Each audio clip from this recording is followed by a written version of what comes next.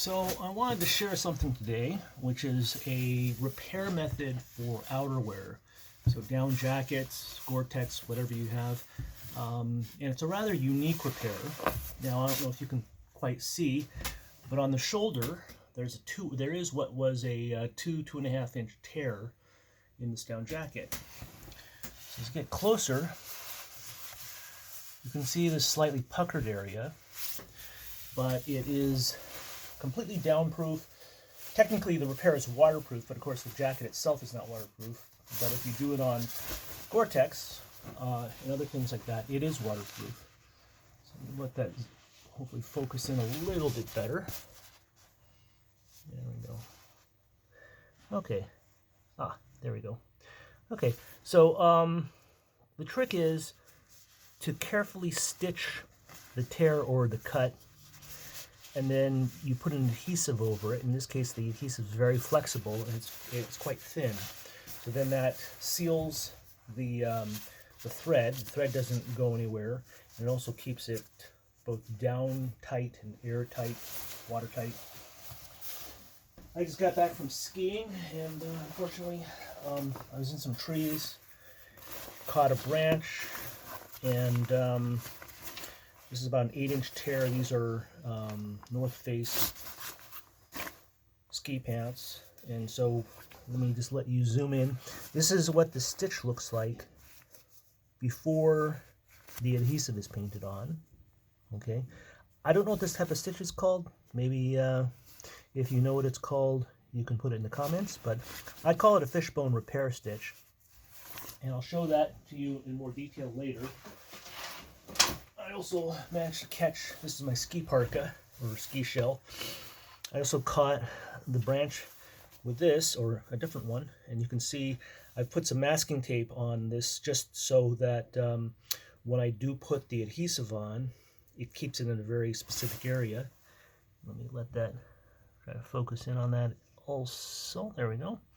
Okay, this one's not quite as clean because it wasn't a straight line. But again, it's this, I call it a fishbone repair stitch. So before I go and show you the actual stitch, the glue I use is E6000. So I'm not being sponsored or anything in any way by E6000, but to paraphrase a particular hot sauce commercial, I put this stuff on everything. It comes in black, white, and clear. And the reason why that's important is, let's say you have some funny color for your ski jacket or whatever you want to repair.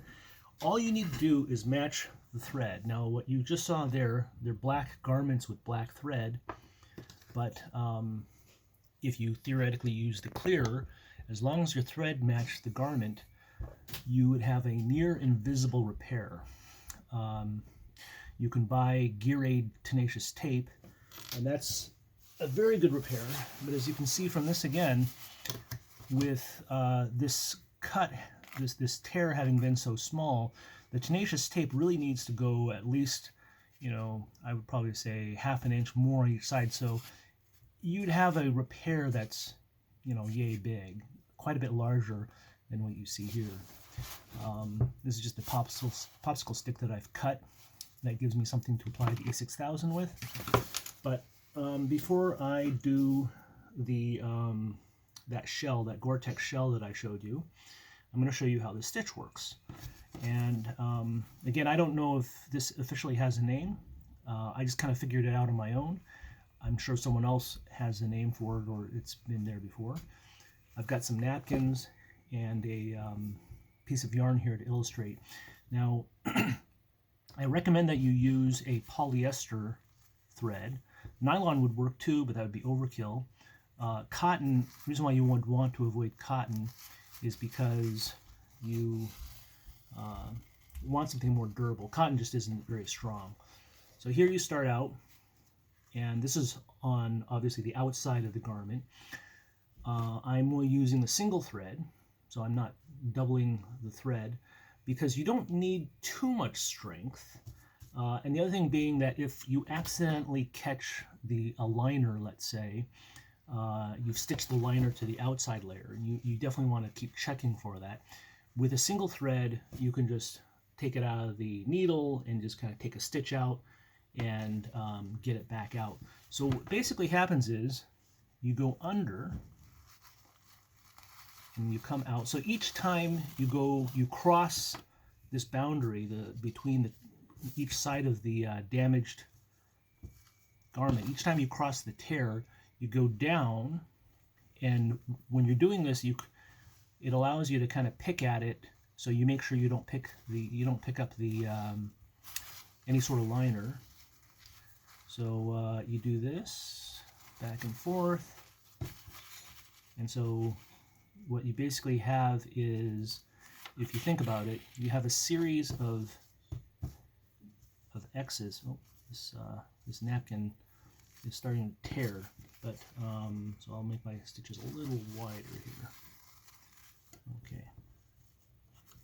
So now you can probably see why I call it a fishbone repair stitch. But this does two things.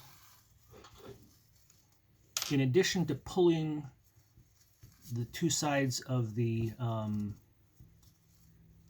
tear, two sides together, because it goes over and then back under, it keeps the edges of the seam aligned. It doesn't allow it to pucker unless you pull the thread too tightly. You want the thread to have just the right tension, like so, that it lays flat. And so you basically go back and you can take your needle and you can just kind of play with the stitches to get just the right amount of tension. Now, remember, you're putting a coating of this E6000 on afterwards, and so that's going to glue. Oh darn, this napkin's really tearing. So that glues the threads to the fabric. So the fact that these are a little bit loose, just loose enough that this lies flat, means that everything's glued together. I recommend putting at least 2 coats on. The E6000 is quite thin, and it also, when it dries, it becomes a lot thinner than it is when you start. So I think that coat that you saw, the down jacket, that had 3 coats. 2 coats really just barely, 1 coat barely looks wet. 2 coats would work, but I probably recommend 3 coats. So there you have it. What I call a fishbone repair stitch. Okay, and that's, you can see it's torn that. But next step, here's my my Marmot Goretex jacket, ski shell, I guess, technical shell, and I will just show you how I do it. So take this the E6000. Just gonna go ahead and put a pretty decent bead on here. Always close this off.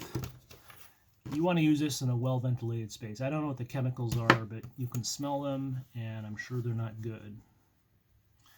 And then I just go and give it a little bit of a poke, just to try to get it into the fabric. If the fabric's quite dirty, you probably want to clean it ahead of time. I have not tried this on siliconized fabrics like sil nylon. That's the one question mark I would have, because I know that there's a lot of adhesives that just do not like the silicone or silicone. But there, I just put on a quick coating, and there we go. That's about it. I'll let that dry, put another layer on, and maybe 2 more, and that should be good. And then when I'm done, that should be darn near invisible, but more importantly, with the stitches and the polyester thread as well as the glue, it should have the waterproofness and the strength approaching that of the original fabric. Anyways, thanks for watching.